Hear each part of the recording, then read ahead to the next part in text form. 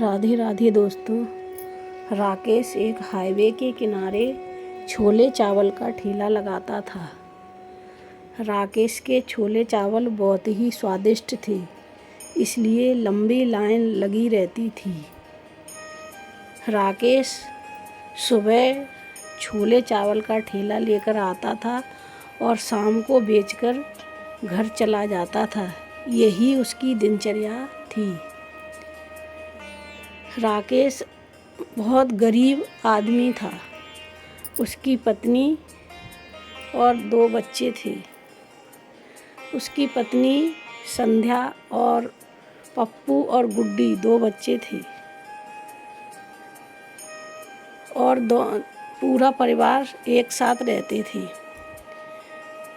एक दिन पहले राकेश एक फैक्ट्री में काम किया करता था। फैक्ट्री किसी कारण बंद हो गई तो राकेश का काम छूट गया। अब खाने के भी लाले पड़ गए। गरीबी के कारण 2-2 दिन भूखा रहना पड़ता था। एक दिन संध्या ने राकेश से कहा, आप छोले चावल का ठेला लगाया करो। संध्या सुबह उठकर जल्दी स्नान करके भगवान श्री कृष्ण का पूजा पाठ करती थी और भगवान की पूजा पाठ करने के बाद वह छोले चावल बनाकर सबसे पहले भगवान श्री कृष्ण को भोग लगाया करती थी। उसके बाद छोले चावल राकेश को दे दिया करती थी। राकेश छोले चावल लेकर जाता और शाम तक अपने छोले चावल बेचकर वापस आता। ऐसे उनका परिवार अच्छे से चल रहा था। एक दिन संध्या सुबह उठी। उसने भगवान श्री कृष्ण की पूजा पाठ किया और छोले चावल बनाने में बहुत माहिर थी। बहुत स्वादिष्ट छोले चावल बनाती थी और छोले चावल बनाए और उसका भोग लगाया और फिर राकेश को छोले चावल बेचने के लिए दिया। राकेश ने कहा, संध्या, सभी अपने भगवान को मीठा का भोग लगाती है, आप छोले चावल का भोग क्यों लगाती हो? तब संध्या ने कहा, जब हम भूखे मर रहे थे, जब हमारी मरने की हालत हो गई थी, तब हमें सपने में आकर भगवान श्री कृष्ण ने कहा था, संध्या, तुम छोले चावल का ठेला लगवाओ तो तुम्हारी गरीबी दूर हो जाएगी। तो मैं उन्हें कैसे भूल सकती। तो राकेश समझ गया।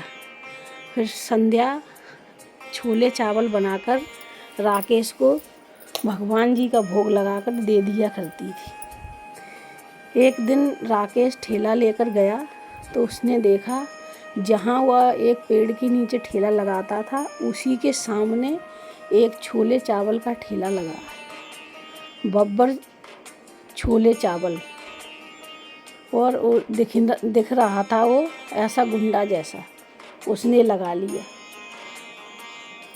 अब राकेश सोच रहा था, मेरे छोले चावल कैसे बिकेंगे, और जितने लोग आ रहे थे उसी के छोले चावल खा रहे थे, क्योंकि वो अब छोले चावल सस्ते भी दे रहा था।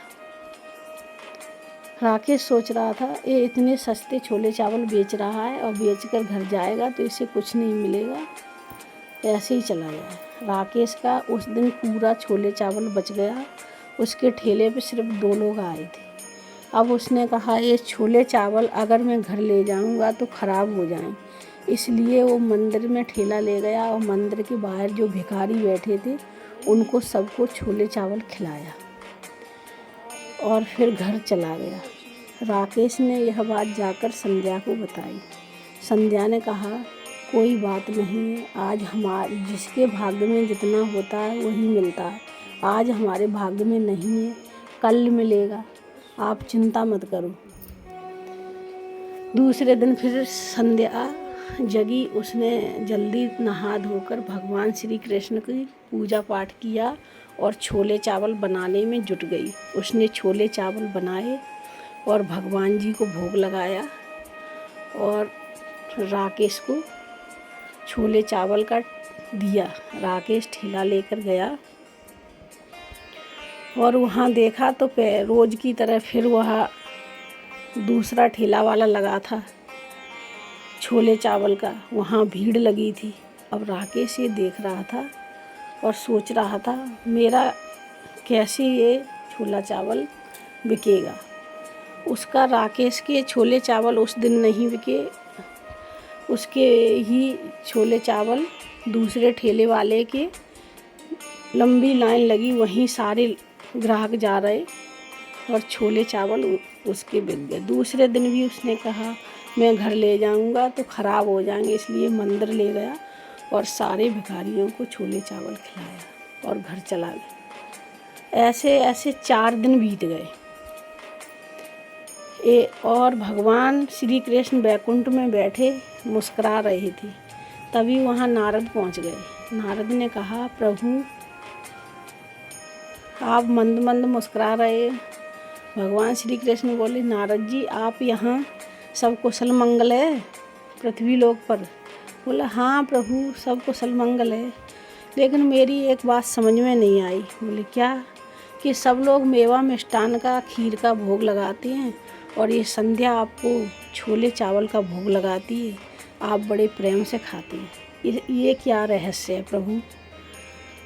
भगवान श्री कृष्ण बोले नारद ये कुछ रहस्य नहीं है, ये तो एक भक्तिन की प्रभु पर आस्था है। वो अपने प्रभु को कितना मानती है और अपने भाव से भोग लगाती है, और मैं भी उसके छोले चावल के बिना नहीं रह सकता, वो इतने प्रेम से मुझे खिलाती है। नारद जी समझ गए, नारद जी चले गए। उसके बाद उसका राकेश का 4 दिन बीत गए। ऐसे ही ठेला ले जाता था और वापस ले आता था, उसका एक भी छोले चावल नहीं बिकता था, वो शाम को भिखारियों में बांट देता था। 5वें दिन संध्या खड़ी हुई, उसने नहाया धोया, भगवान श्री कृष्ण की पूजा की। उसके बाद उसने छोले चावल बनाए, बना के छोले चावल और भगवान श्री कृष्ण को भोग लगाया और उसको दिए राकेश को। राकेश छोले चावल लेकर आया तो उसने अपना देखा कि वहाँ लंबी कतार लगी है उस ठेले वाले के पास, और राकेश के ठेले वाले के पास कोई नहीं आ रहा। उसने कहा हे प्रभु अगर मेरे आज भी छोले चावल नहीं बिके तो कल मैं छोले का ठेला नहीं लगा पाऊँगा, क्योंकि मेरा राशन पानी सब ख़त्म हो गया है। अब मेरे पास कोई सामान नहीं जिससे मैं छोले चावल बनाऊँ। तब उसने देखा कि उधर से एक आदमी आ रहा है छोले खाकर, तो उसने पूछा राकेश ने भाई साहब इधर आओ। बोला आप पहले हमारे ठेले पे छोले चावल खाते थे, अब वहाँ क्यों खाते हैं? तो उसने बताया वो पता नहीं किस चीज़ का तड़का लगाता है, उसे खाने से दिमाग सेट हो जाता है। तब वो राकेश समझ गया जी अफीम का छौंका लगाता है चावल में, इसलिए ग्राहक खाते हैं तो उन्हें नशा हो जाता है, इसलिए सब ग्राहक उधर जाते। राकेश ने जाकर उससे कहा अरे भैया तुम क्यों ग्राहकों के साथ खिलवाड़ कर रही हो, अफीम का छौंका क्यों लगाती हो चावलों में? तो उसने कहा क्यों झूठ बोल रहे, मैं नहीं लगाता हूँ। राकेश बोला मैं तुम्हारी शिकायत कर दूँगा तो अभी तुम्हें पुलिस पकड़ कर ले जाएगी। तो दोनों में हाथापाई होने लगी, दोनों झगड़ा करने लगे, झगड़ा बढ़ गया और उस ठेले वाले ने राकेश को धक्का दिया। राकेश पत्थर पर गिरा, उसकी रीढ़ की हड्डी टूट गई। अब राकेश ज़ोर ज़ोर से चिल्लाने लगा मैं मर गया। तब तक वहाँ 2 लोग आए, उन्होंने उसी के ठेला पर राकेश को उठाकर डाला और घर छोड़ गए। राकेश घरे आया, उसकी पत्नी ने देखा तो रोने लगी, और अब जो कमाने वाला ही अगर बिस्तर पे हो जाए तो उसके घर में तो गरीबी का पहाड़ टूट पड़ेगा।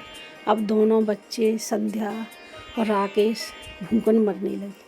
संध्या गरीबी के कारण उसने राकेश का इलाज भी नहीं करा पाया। एक दिन राकेश बोला संध्या अब मैं तो बिल्कुल अपाहिज हो गया हूँ, अब एक क्या करूँ? तो संध्या बोली आप चिंता मत करो, मैं किसी के घर में जाकर झाड़ू पोंछा का काम कर लिया करूँगी तो खाने पीने का काम चल जाएगा। और संध्या ने ऐसा ही किया, किसी एक अमीर घर में जाकर झाड़ू पोंछा का काम करने लगी वहाँ से कुछ पैसे मिलते थे, उससे अपना राशन पानी लाकर खाना बना के राकेश को अपने दोनों बच्चों को खिलाती थी। एक दिन दोपहर का समय था।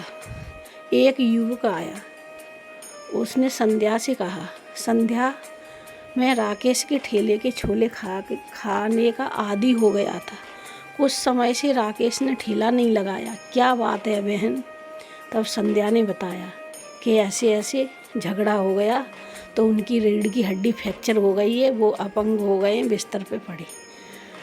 तो वो आदमी बोला, संध्या बहन, आप अपने हाथों से मुझे छोले चावल बना दो।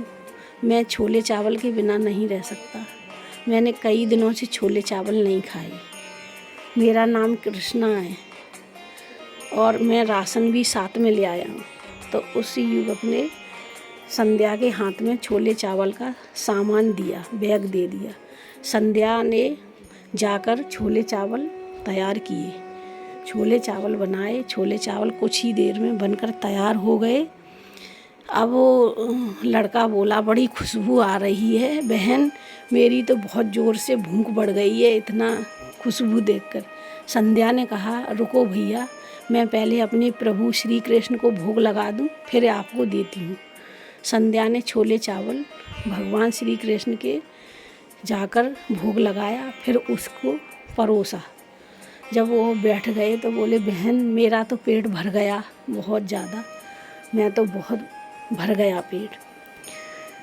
फिर भगवान श्री कृष्ण उस युवक के रूप से असली रूप में आए और बोले, संध्या, मैं तुम्हारी भक्ति से बहुत प्रसन्न हूँ, आप चिंता मत करो, आज से तुम्हारी गरीबी के दिन दूर हो जाएंगे। भगवान श्री कृष्ण ने संध्या के हाथ में कुछ नोट दिए और कहा, संध्या, ये रुपए आप मेरी प्रतिमा के सामने रख देना और इनमें से जितने भी पैसे आप खर्च करेंगी कभी ख़त्म नहीं होंगे। तो संध्या ने कहा, प्रभु, आपने हमारी गरीबी तो दूर कर दी, लेकिन मेरा पति बिस्तर पर पड़ा है, आप आए उसे भी ठीक कर दो। भगवान श्री कृष्ण ने अपनी शक्ति से संध्या के पति को भी ठीक कर दिया। अब संध्या के पति दोनों बच्चे भगवान को साष्टांग दंडवत करने लगे और धन्यवाद देने लगे। भगवान आशीर्वाद देकर चले गए।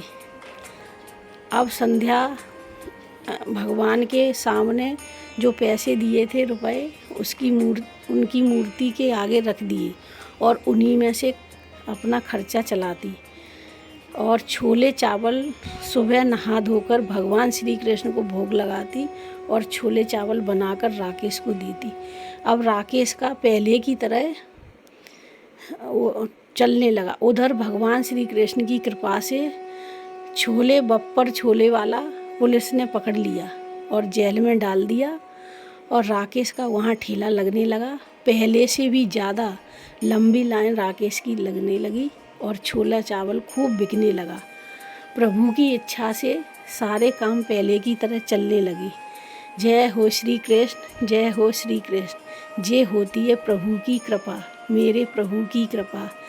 धन्यवाद दोस्तों। आपको हमारी कहानी अच्छी लगे तो कमेंट में लिखना मत भूलना। जय श्री कृष्ण।